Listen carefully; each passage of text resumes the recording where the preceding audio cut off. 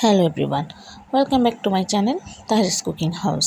শীতে কিন্তু হাঁসের মাংস খেতে দারুণ লাগে, তাই আমি আজকে আপনাদের সাথে হাঁসের মাংসের একটি দারুণ রেসিপি শেয়ার করব। আশা করি আমার আজকের রেসিপিটা আপনাদের সবার কাছে ভালো লাগবে। তো চলুন চলে যাওয়া যাক আমার আজকের পুরো রেসিপিতে। তো আমি প্রথমে পাতিলে তেল দিয়ে দিব।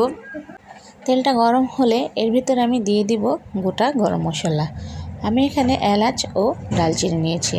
আপনারা এখানে গোটা গরম মশলাটা না দিলেও পারবেন। এবার আমি একটু ভেজে নিব তেলের সাথে গরম মশলাগুলো। তারপর আমি এর ভিতরে দিয়ে দিব তেজপাতা। এবার আমি দিয়ে দিব পেঁয়াজ কুচি। আমি পেঁয়াজগুলো কিন্তু মিহি কুচি করি না, একটু বড় বড় রেখেছি। এবার আমি পেঁয়াজগুলো খুব ভালোভাবে ব্রাউন করে ভেজে নিব তেলে। এটা কিন্তু আপনারা ব্রাউন করেই ভেজে নেবেন, কোনো মতেই হালকা ভাজা দিয়ে নেবেন না। এবার এর ভিতরে আমি দিয়ে দিব একে একে বাটা মশলা। তো প্রথমে আমি দিয়ে দিব পেঁয়াজ বাটা।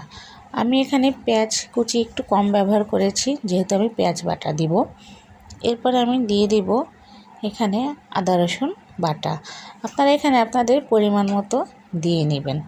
এবার আমি আদা রসুন বাটা ও পেঁয়াজ বাটা তেলে খুব ভালোভাবে একটু ভেজে নিব, যতক্ষণ না পর্যন্ত কাঁচা স্মেল যায়।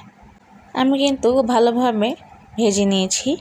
এবার এর ভিতরে আমি দিয়ে দিব একে একে গুঁড়া মশলা।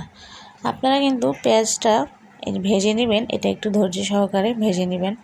তো আমি এবার দিয়ে দিলাম লবণ পরিমাণ মতো, দিয়ে দিলাম পরিমাণ মতো হলুদের গুঁড়া, দিয়ে দিলাম পরিমাণ মতো মরিচের গুঁড়া। আমি এখানে মরিচের গুঁড়াটা একটু বেশি ব্যবহার করেছি। হাঁসের মাংসে মরিচের গুঁড়াটা একটু বেশি দিলে, ঝালটা বেশি হলে ভালো লাগে খেতে। এবার দিব আমি ধনিয়া গুঁড়া। তো এবার আমি খুব ভালোভাবে আবারও মশলা কষিয়ে নিব, যতক্ষণ না পর্যন্ত উপরে তেল উঠে আসবে। তো এই পর্যায়ে আমি কিন্তু সামান্য পানি দিয়েছিলাম, যেন মশলাটা পুড়ে না যায়। এবার আমি দিয়ে দিব কেটে ধুয়ে রাখা হাঁসের মাংস। আমার হাঁসটা কিন্তু 1 কেজিরও একটু বেশি হয়েছিল, প্রায় 1.5 কেজির মতো হয়েছিল। এবার আমি হাঁসের মাংসটা দিয়ে মশলার সাথে জাস্ট 1 থেকে 2 মিনিট একটু মেশাবো। আমি কিন্তু কোনো রকম এখানে কষাবো না, জাস্ট মশলার সাথে আমি মাংসটা একটু মিশিয়ে নিব।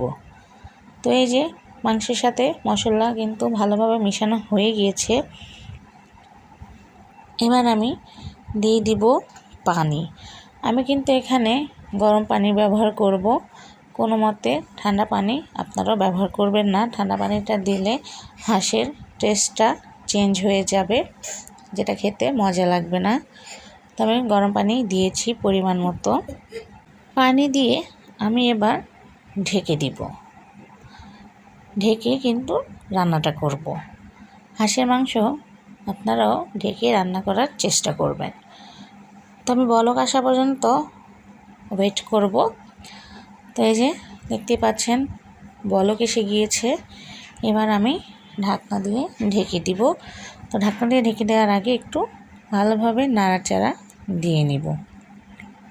হাঁসের মাংস কিন্তু শীতের সময় বেশি মজা লাগে। আর আমার এই হাঁসটাতে কিন্তু বেশি হাড্ডি ছিল না, ভালোই মাংস ছিল। তো আমি ঢাকনা দিয়ে ঢেকে দিলাম। এই যে দেখতেই পাচ্ছেন ঝোল কিন্তু শুকিয়ে গিয়েছে। এবার আমি এখানে দিয়ে দিলাম গরম মশলা বাটা। আমি এখানে জয়ফল, জয়ত্রী, এলাচ, দারচিনি, গোলমরিচ নিয়েছি এবং জিরা নিয়েছি। এগুলো আমি ভালোভাবে বেটে নিয়েছি।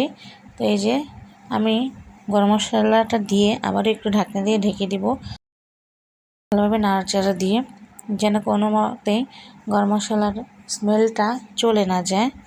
শীত আসলেই কিন্তু হাঁসের মাংসটা খেতে বেশি ভালো লাগে, গরমে কিন্তু ওই রকম মজা লাগে না। আমার রান্নাটা কিন্তু অলমোস্ট শেষ পর্যায়ে। তো আমার রান্নাটা শেষ। এবার আপনাদেরকে দেখাবো ঠিক কতটা লোভনীয় হয়েছে। তো আমার আশা করি আমার আজকের রেসিপিটা ভালো লাগবে। রেসিপিটা ভালো লাগলে লাইক কমেন্ট এবং শেয়ার করবেন এবং আমার চ্যানেলে নতুন নতুন ভিডিও পাওয়ার জন্য আমার চ্যানেলটি সাবস্ক্রাইব করে পাশে থাকা বেল আইকনটি ক্লিক করে রাখবেন। তাহলে সকল ভিডিও নোটিফিকেশন আপনাদের ফোনে চলে যাবে। তো সবাই ভালো থাকবেন, সুস্থ থাকবেন। নতুন ভিডিও নিয়ে আবারও চলে আসবো আপনাদের সাথে।